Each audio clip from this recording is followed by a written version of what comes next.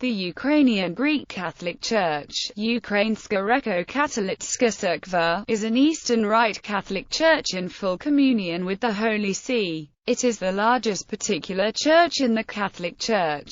The primate of the church holds the office of Archbishop Major of Kyiv Halych and all Rus. Though the hierarchs of the Church have acclaimed their primate, patriarch, and have requested papal recognition of, and elevation to, this title, the Church is one of the successor churches to the acceptance of Christianity by Grand Prince Vladimir the Great of Kiev, in 988. The Church has followed the spread of the Ukrainian diaspora and now has some 40 hierarchs in over a dozen countries on 4 continents, including 3 other metropolitan bishops in Poland, the United States, and Canada. The head of the church is Major Archbishop Sviatoslav Shevchuk, since March 2011. Within Ukraine itself, the UGCC is a minority of the religious population, being a distant second to the majority Eastern Orthodox faith. The Ukrainian Greek Catholic Church is the second largest religious organization in Ukraine in terms of number of communities.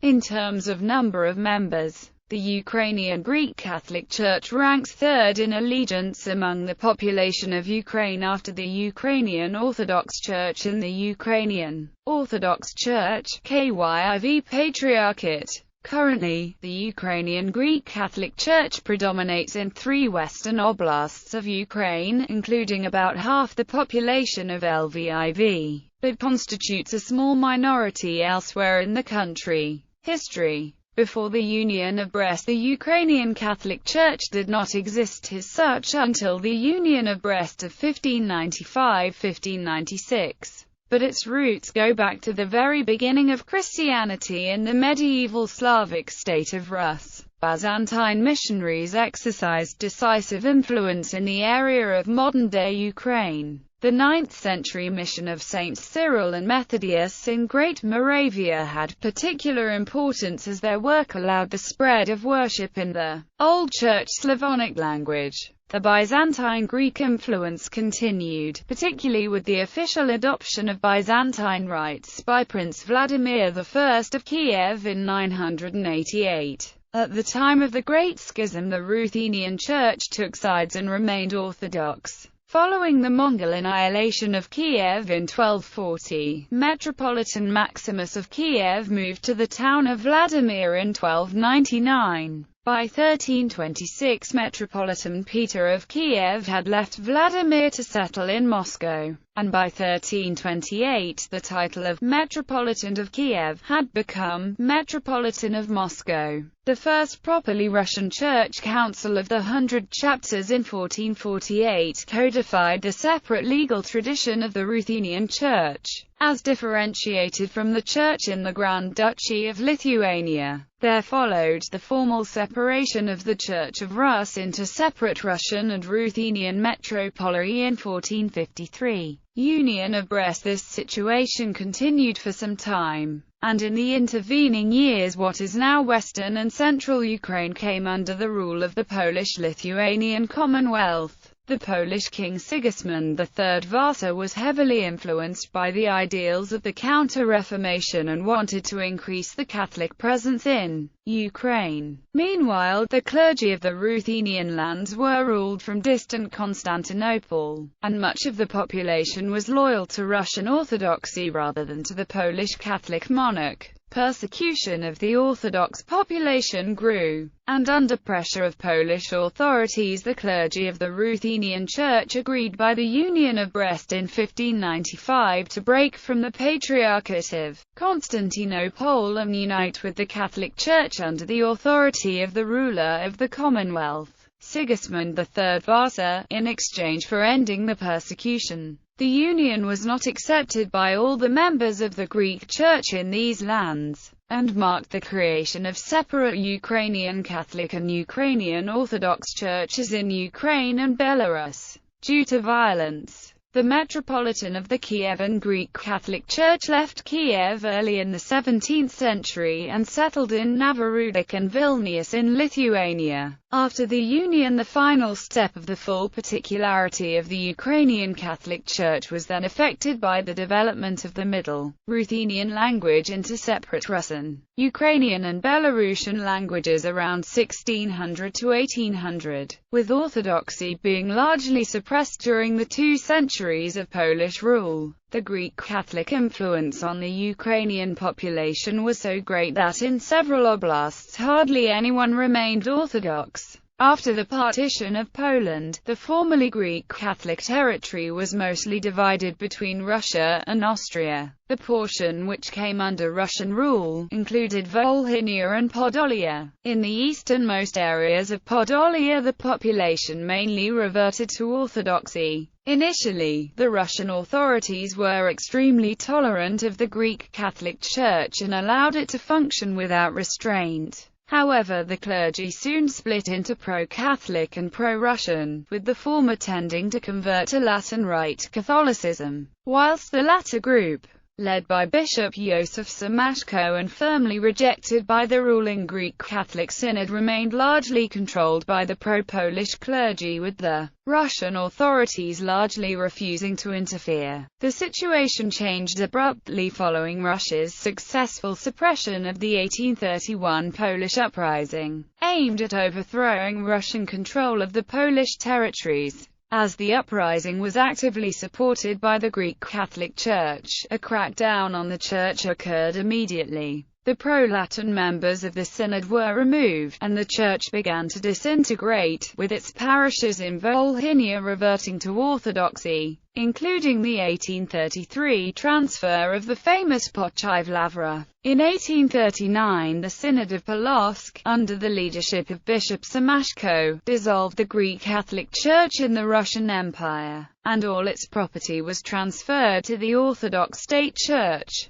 The 1913 Catholic Encyclopedia says that in what was then known as Little Russia, the pressure of the Russian government utterly wiped out Greek Catholicism, and some 7 million of the Uniats there were compelled, partly by force and partly by deception, to become part of the Greek Orthodox Church. The dissolution of the Greek Catholic Church in Russia was completed in 1875 with the abolition of the Eparchy of Qum. 19th century, West Ukrainian period. Elimination of Ruthenian Catholicism within the Russian Empire began early in the 19th century. In 1803, the Pope of Rome granted the transfer of the quasi-patriarchal powers of the major archiepiscopate of Kiev, Halych and all Rus to the Metropolitan of Lviv in the Austro-Hungarian Empire. Suffragan sees included Ivano-Frankivsk and Przemysl. By the end of the century, those remaining faithful to this church began emigrating to the US, Canada, and Brazil. The territory received by Austria-Hungary in the partition of Poland included Halych. Here the Greek Catholic Ruthenian peasantry had been largely under Polish Roman Catholic domination. The Austrians granted equal freedom of worship to the Greek Catholic Church and removed Polish influence. They also mandated that Uniate seminarians receive a formal higher education, and organized institutions in Vienna and Lviv that would serve this function. This led to the appearance, for the first time, of a large, educated class within the Ukrainian population in Halych. It also engendered a fierce sense of loyalty to the Habsburg dynasty. When Polish rebels briefly took control of Lviv in 1809, they demanded that the head of the Ukrainian Greek Catholic Church, Anton Anhilovich, substitute Napoleon's name in the Divine Liturgy for that of Austrian Emperor Francis II. Anhilovich refused, and was imprisoned. When the Austrians retook control over Lviv, Anhilovich was awarded the Cross of Leopold by the Emperor. As a result of the reforms, over the next century the Greek Catholic Church in Austrian Halych ceased being a puppet of foreign interests and became the primary cultural force within the Ukrainian community. Most independent native Ukrainian cultural and political trends emerged from within the ranks of the Greek Catholic Church clergy. The participation of Greek Catholic priests or their children in Western Ukrainian cultural and political life was so great that Western Ukrainians were accused of wanting to create a theocracy in western Ukraine by their Polish rivals. Among the political trends that emerged, the Christian social movement was particularly linked to the Ukrainian Catholic Church. Many people saw the Austrians as having saved the Ukrainians and the Church from the Poles, though it was the Poles who set into motion the Greek Catholic caste of their church. 20th century persecution and internationalization. After World War I, Ukrainian Greek Catholics found themselves under the governance of the nations of Poland, Hungary, Romania, and Czechoslovakia. Under the previous century of Austrian rule, the Ukrainian Greek Catholic Church attained such a strong Ukrainian national character that in interwar Poland, the Greek Catholics of Galicia were seen by the nationalist Polish and Catholic state as even less patriotic than the Orthodox Volhynians. Extending its Polonization policies to its eastern territories, the Polish authorities sought to weaken the UGCC. In 1924, following a visit with Ukrainian Catholic believers in North America and Western Europe, the head of the UGCC was initially denied re-entry to LWOW, only being allowed back after a considerable delay. Polish Roman Catholic priests, led by their Latin bishops, began missionary work among Greek Catholics, and administrative restrictions were placed on the Ukrainian Greek Catholic Church. After World War II, Ukrainian Catholics came under the rule of Communist Poland and the hegemony of the Soviet Union. With only a few clergy invited to attend, a synod was convened in Lviv, which revoked the Union of Brest. Officially, all of the church property was transferred to the Russian Orthodox Church under the Moscow Patriarchate. Most of the Ukrainian Greek Catholic clergy went underground. This catacomb church was strongly supported by its diaspora in the Western Hemisphere. Emigration to the US and Canada, which had begun in the 1870s, increased after World War II. In the winter of 1944-45, Ukrainian Greek Catholic clergy were summoned to re-education sessions conducted by the NKVD. Near the end of the war in Europe, the state media began an anti-Ukrainian Catholic campaign. The creation of the community in 1596 was discredited in publications, which went to great pains to try to prove the church was conducting activities directed against Ukrainians in the first half of the 20th century. In 1945, Soviet authorities arrested, deported, and sentenced to forced labor camps in Siberia and elsewhere the church's Metropolitan Yosef Slipia and 9 other Greek Catholic bishops,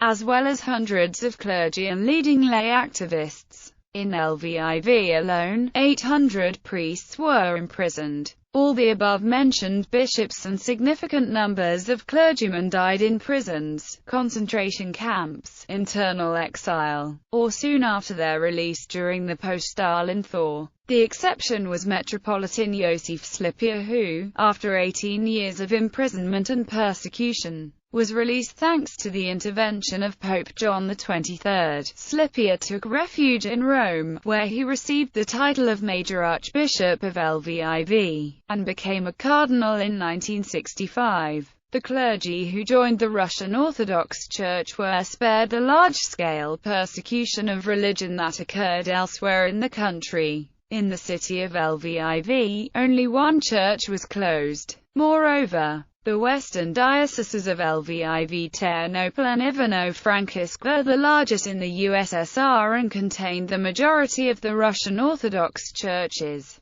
Cloisters. Orthodox canon law was also relaxed on the clergy, allowing them to shave beards and conduct liturgy in Ukrainian as opposed to Church Slavonic. The Ukrainian Catholics continued to exist underground for decades and were the subject of vigorous attacks in the state media. The clergy gave up public exercise of their clerical duties, but secretly provided services for many lay people. Many priests took up civilian professions and celebrated the sacraments in private. The identities of former priests could have been known to the Soviet police, who regularly watched them, interrogated them, and put fines on them, but stopped short of arrest unless their activities went beyond a small circle of people. New secretly ordained priests were often treated more harshly. The church even grew during this time, and this was acknowledged by Soviet sources. The first secretary of the Lvov Komsomol, Oleksiy Babarichuk, claimed, in this oblast, particularly in the rural areas, a large number of the population adheres to religious practices, among them a large proportion of youth. In the last few years, the activity of the Uniates, Ukrainian Catholics, has grown. That of representatives of the Uniates as well as former Uniate priests. There are even reverberations to renew the overt activity of this church.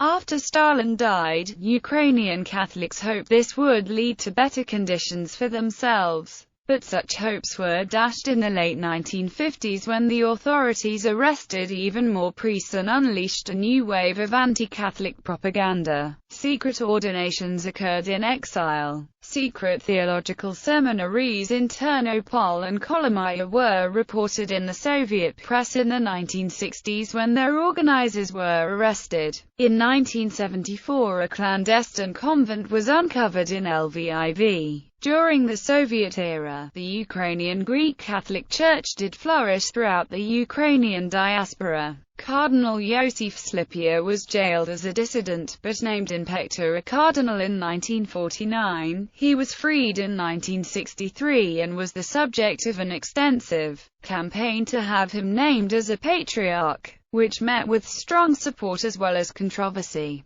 Pope Paul VI demurred, but compromised with the creation of a new title of Major Archbishop, with a jurisdiction roughly equivalent to that of a patriarch in an Eastern church. This title has since passed to Miroslav Ivan Lubachevsky in 1984 and thereafter to Lubomir Husar in 2000 and Sviatoslav Shevchuk in 2011. This title has also been granted to the heads of 3 other Eastern Catholic churches. In 1968, when the Ukrainian Catholic Church was legalized in Czechoslovakia, a large-scale campaign was launched to harass recalcitrant clergy who remained illegal. These clergy were subject to interrogations, fines and beatings. In January 1969, the KGB arrested an underground Catholic bishop named Vasil Velichkovsky and 2 Catholic priests, and sentenced them to 3 years of imprisonment for breaking anti-religious legislation. Activities that could lead to arrest included holding religious services, educating children as Catholics, performing baptisms,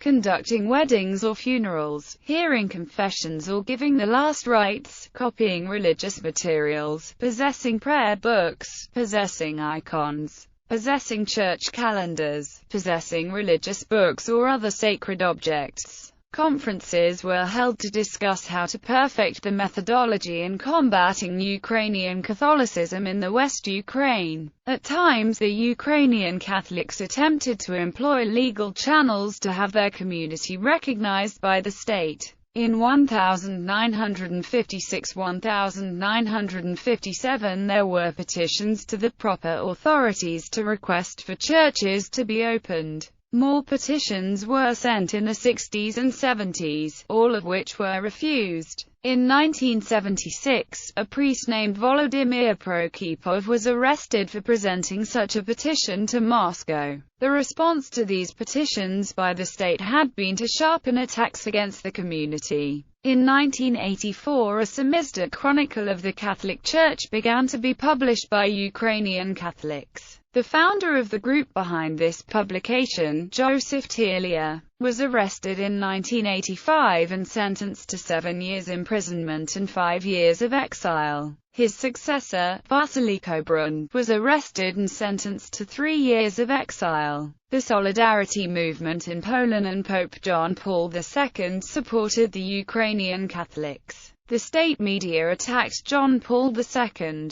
The anti-religious journal Ludina Isvit, published in Kiev, wrote, Proof that the Church is persistently striving to strengthen its political influence in socialist countries is witnessed by the fact that Pope John Paul II gives his support to the emigre hierarchy of the so-called Ukrainian Catholic Church. The current tactic of Pope John Paul II and the Roman Curia lies in the attempts to strengthen the position of the Church in all socialist countries, as they have done in Poland, where the Vatican tried to raise the status of the Catholic Church to a state within a state.